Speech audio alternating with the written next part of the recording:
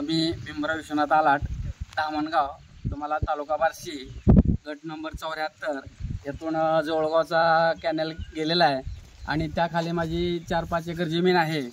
आणि 2020ला एक मोठा पाऊस पडून इथलं जो पूल आहे तो पूल पडला होता। त्यावेळेस संपूर्ण पाणी माझ्या शेतात घुसलं आणि माझं 2-3 एकराचं माती वाहून गेली। त्यानंतर मी जिल्हाधिकारी आणि पाटबंधारे विभाग यांच्याकडे तक्रारी केल्या, त्यांनी काही पाऊल उचललं नाही। दरवर्षी ते येतात आणि कॅनेलला पाणी सोडायच्या वेळेला कॅनल बुजवतात आणि कॅनेलला पाणी सोडायचा हंगाम संपला की ते कॅनेल फोडून टाकतात। त्यामुळं 2020 पासून या कॅनेल फोडण्यात आणि भरण्यात जेवढा खर्च झालेला आहे तेवढ्या खर्चामध्ये या पुलाचं काम झालं असतं आणि माझंही नुकसान एवढं मोठं झालं नसतं। 2020 पासून माझ्या शेतामध्ये काही पीक येत नाही आणि हे अधिकारी वरचेवर असं कॅनेल फोडतात। आजही या ठिकाणी ते कॅनेल फोडण्यासाठी आले होते आणि मी त्यांना माझी कोर्टात केस आहे, तुम्ही फोडू नका, फोडल्यानंतर माझं नुकसान होतं। माझं 89/2024 अशा नंबरनं कोर्टात केस चालू आहे। त्याची पुढली तारीख 10/6 तारीख आहे। मी त्यांना थांबा म्हणत असताना त्यांनी सुद्धा आज या ठिकाणी फोडायला आलेत।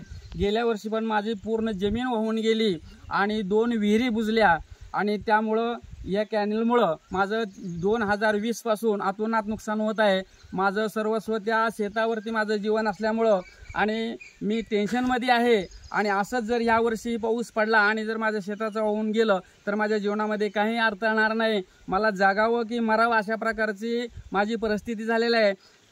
तहसीलदारपासून कलेक्टरपासून मुख्यमंत्र्यापर्यंत सर्वांपर्यंत मी अर्ज केला, कोणीही विचार करत नाही आणि मग असा माझा विचार करत नसल्यामुळे आणि माझ्या शेताचं नुकसान आज या गडीला इथून व्यवस्थित पाणी जात असताना सुद्धा विनाकारण काही कारण नसताना पाटबंधारे विभागाचे लोक JCB घेऊन या ठिकाणी कॅनेल फोडण्यासाठी आलेले। काही अडचण नाही, सरळ पाणी जातंय, पण हे कॅनेल फोडण्यात आणि भरण्यात एवढं मोठं शासनाचं नुकसान होतंय, देशाचं नुकसान होतंय आणि याच्याबरोबर माझंही नुकसान होतंय। एवढं होत असताना सुद्धा हे कशामुळे करतात आणि याच्याकडे कुणीही लक्ष देत नाही। जर ह्या वर्षी जर माझं असंच नुकसान झालं तर मला माझ्या कुटुंबासहित काहीतरी मला एक टोकाचा निर्णय घ्यावा लागेल, अशी माझी या ठिकाणी परिस्थिती आहे।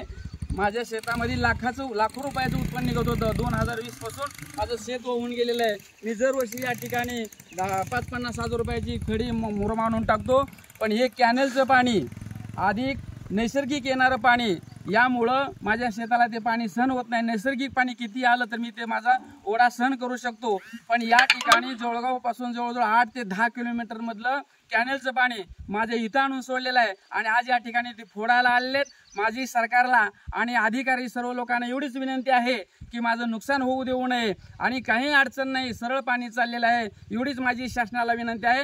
नाहीतर मला या ठिकाणी काहीतरी वेगळा निर्णय घ्यावा लागेल आणि मला हे जीवन नकोसं झालेलं आहे। मी एवढा मोठा शेतामध्ये कष्ट करतो, खर्च करतो, पण 4 वर्षापासून 5 वर्षापासून मला या ठिकाणी काही उत्पन्न मिळत नाही। हे सगळं केवळ कॅनेलमुळं घडतंय, कॅनेल फोडण्यामुळं।